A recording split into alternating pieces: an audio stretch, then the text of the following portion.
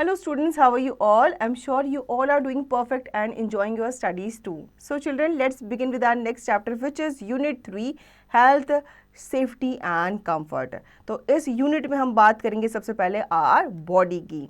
Our body is made up of different parts. All these parts work together to help us carry out our daily activities. We differ from each other in our outer appearance, but the basic structure of the body remains the same in all the human beings. Let's learn more about our body. तो previous classes में हम पढ़ चुके हैं कि हमारी body के different parts होते हैं जो अलग अलग फंक्शन करते हैं. हमारी बॉडी का जो स्ट्रक्चर है वो और लोगों से क्या होता है, सेम ही होता है, बस हम दिखने में एक दूसरे से क्या होते हैं, अलग होते हैं. Cell, a cell is the smallest structure of which all living things are made. Our body is made up of many cells. There are different kinds of cells differing in size, shape and function. Cells of the same kind are grouped together to form a tissue. तो हमारी body जिस चीज़ से बनी होती है, सबसे छोटी इकाई इसमें यूनिट जो होती है वो सेल कहलाती है. ठीक है, ये स्मॉलेस्ट स्ट्रक्चर माना जाता है हमारी बॉडी का. फिर जो सेल्स होते हैं वो साथ में मिल करके एक टिश्यू बनाते हैं. Then organ, when a group of different type of tissues combine together to perform a specific function they form an organ. Ears, nose and eyes are some examples of organs. तो इसके बाद जो आपके tissues होते हैं वो मिल करके क्या बनाते हैं, ऑर्गन बनाते हैं. ठीक है, ऑर्गन यानी कि जो हमारे ईयर्स हैं, नोज हैं, ये ऑर्गन्स के एग्जाम्पल माने जाते हैं.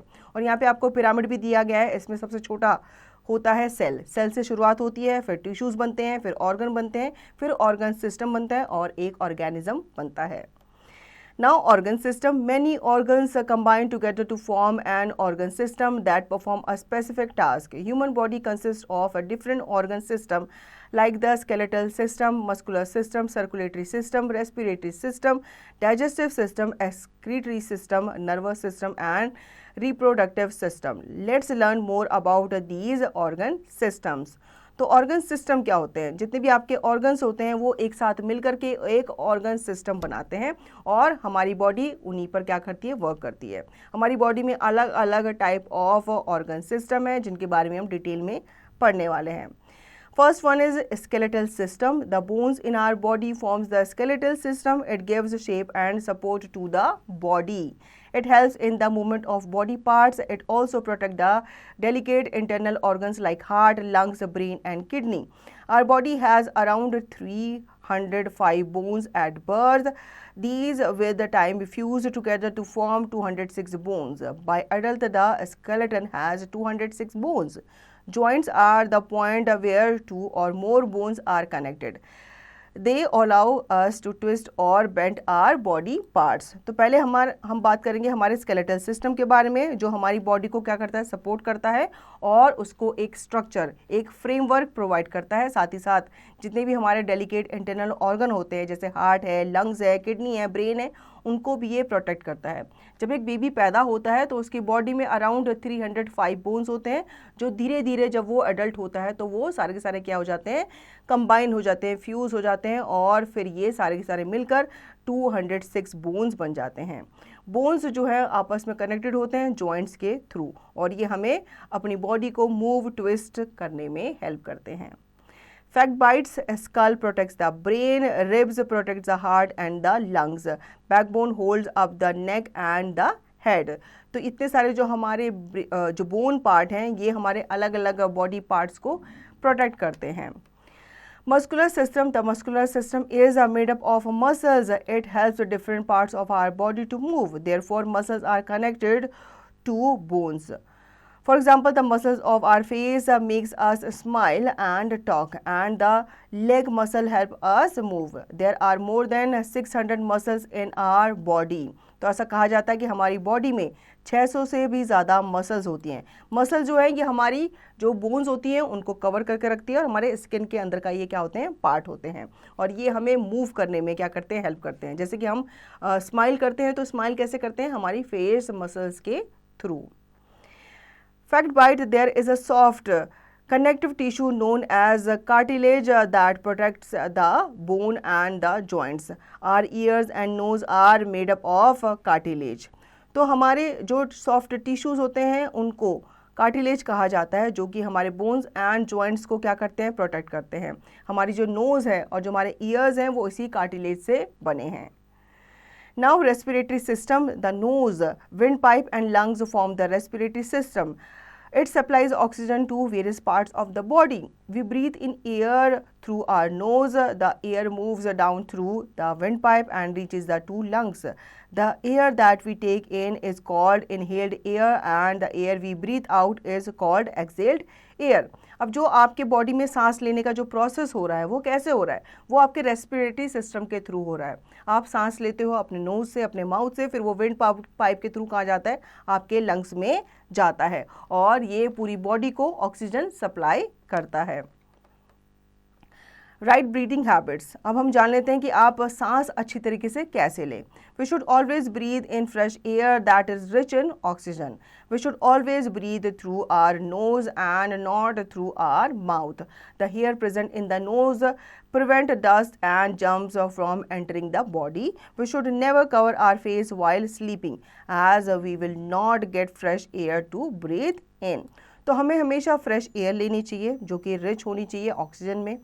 हमें हमेशा ब्रीथ करना चाहिए अपने नोज़ के थ्रू, अपने माउथ के थ्रू हमें ब्रीथ नहीं करना चाहिए, क्योंकि हमारे नोज़ में जो छोटे छोटे हेयर होते हैं वो डस्ट पार्टिकल्स को या कीटाणुओं को अंदर आने से रोकते हैं। सोते समय अपने माउथ को आपको या अपने नोज़ को कवर नहीं करना चाहिए। Now circulatory system, the heart, the blood and the blood vessels together form the circulatory system. The heart pumps blood to all parts of the body through blood vessels.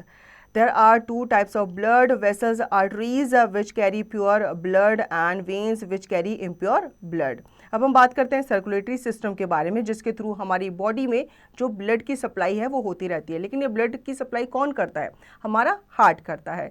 Heart जो है ये हमारी पूरी body को blood supply करता है। कैसे, ये बार बार बीट करता है, इसका मतलब ये पंप कर रहा होता है।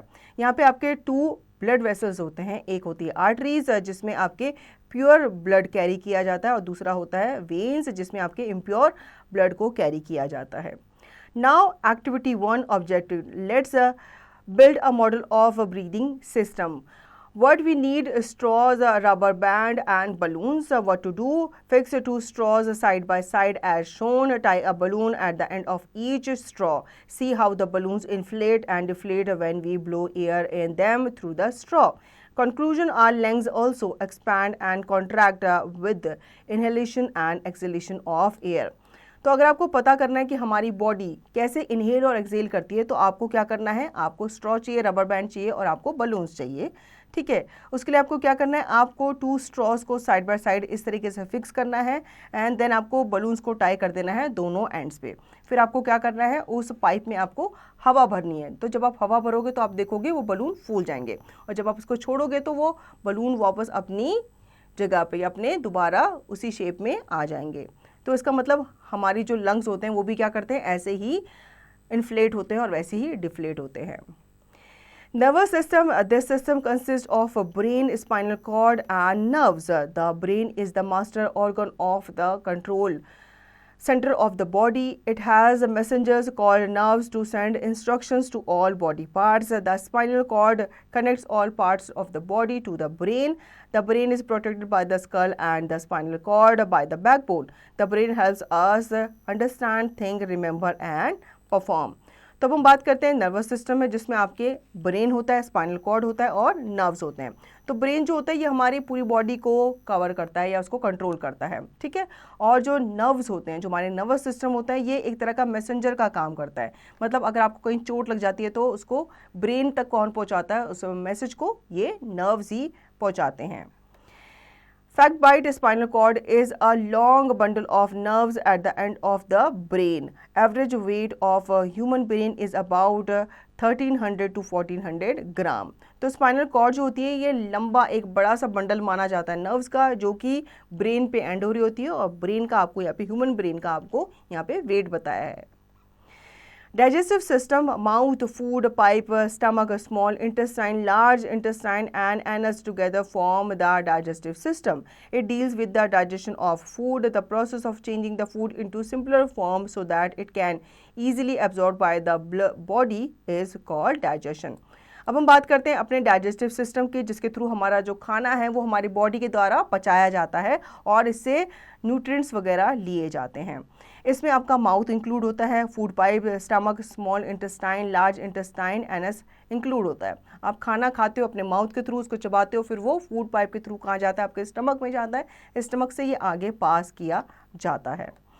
प्रोसेस ऑफ डाइजेशन, अब ये भी जान लेते हैं। Digestion start in the mouth, the food we eat mixes with saliva and becomes soft. It then goes down the food pipe into the stomach, then it goes into the small intestine. The digested food is taken in by the blood from the small intestine, then it is transported to other parts of the body.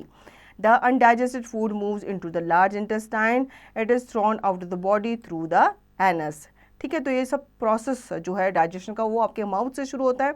यहाँ पे आपका जो खाना है ये आपके saliva से mix होता है, उसको ही सॉफ्ट बनाता है। ठीक है, फिर जब आप उसको निगल लेते हो तो ये आपके स्टमक में जाता है। स्टमक में जो आपके एसिड्स होते हैं, जो दूसरे बैक्टीरियाज होते हैं, वो इस खाने को और अच्छे से क्या करते हैं, पचाते हैं, इसको और सिंपलर फॉर्म में तोड़ते हैं। उसके बाद ये इसे स्मॉल इंटेस्टाइन में भेजते हैं, फिर यहाँ से ये इसको आगे भेजा जाता है। और जो अनडाइजेस्टेड फूड होता है आपका, वो लार्ज इंटेस्टाइन के थ्रू एनस के द्वारा बाहर निकाला जाता है।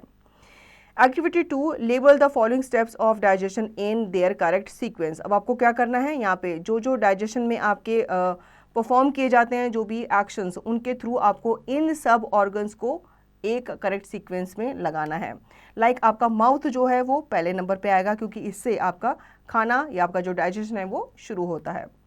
Excretory system, the excretory system throws out body waste such as urine and sweat. The process of removal of all waste from the body is called excretion. Urine, sweat and carbon dioxide are body waste. Kidneys are the main excretory organ. अब आपका जो body होती है वो आपकी body से जो waste होता है उसको भी बाहर निकाला जाता है, क्योंकि अगर हमारी बॉडी में वेस्ट जमा होता रहेगा तो हम क्या हो जाएंगे, बीमार हो जाएंगे। ये हमारे इंटरनल ऑर्गन्स को ख़राब करेगा और हम एक दिन मर जाएंगे। तो इसके लिए आपके जो किडनीज़ वगैरह होते हैं वो मेन एक्सक्रीटरी ऑर्गन माने जाते हैं, जो आपकी बॉडी से जो एक्स्ट्रा वेस्ट होता है उसको यूरिन और स्वेट के थ्रू बाहर निकालते हैं। फैक्ट बाइट से kidneys help to throw urine, skin excrete sweat. तो किडनी के थ्रू यूरिन जो होता है वो बाहर निकलता है और स्किन से जो स्वेट जो पसीना होता है वो बाहर निकलता है। Now reproductive system. The reproductive system is a system that helps in producing young ones of its own kind. This system is responsible for existence of our life on the earth. अब जो reproductive system होता है ये help करता है हमारे young ones को, हमारे babies को produce करने में। Read at a glance, all human beings have the same basic structure of the body. Our body is made up of cells, tissues, organs and organ system. Human body comprises of the skeletal system, muscular system, circulatory system, respiratory system, digestive system, excretory system, nervous system and reproductive system. The skeletal system is composed of bones which gives a shape and support to the body. The muscular system consists of muscles. The circulatory system includes the heart, blood and blood vessels. The respiratory system comprises of the nasal passages, windpipe and lungs. The digestive system deals with the digestion of food and involves the mouth, food pipe, stomach, small intestine, large intestine and anus. Kidneys are the main organs of the excretory system. The nervous system includes the brain, spinal cord and nerves. The reproductive system helps to produce young ones. Key terms to know: cells are building blocks of the body, tissue a group of same kind of cells, organ a group of different types of tissues performing a specific function, organ system a group of organs performing a specific task, blood vessels are tiny tubes through which the blood flows in the body, breathing the process of taking in oxygen and giving out carbon dioxide, inhaled air, the air rich in oxygen that we breathe in, exhaled air, the air rich in carbon dioxide that we breathe out, saliva, a watery substance that is present in our mouth and makes the food soft. So children, इस chapter में हमने basically हमारे body structure के बारे में पढ़ा, different organ and organ systems के बारे में पढ़ा, जो हमें वर्क करने में, काम करने में क्या करते हैं, हेल्प करते हैं।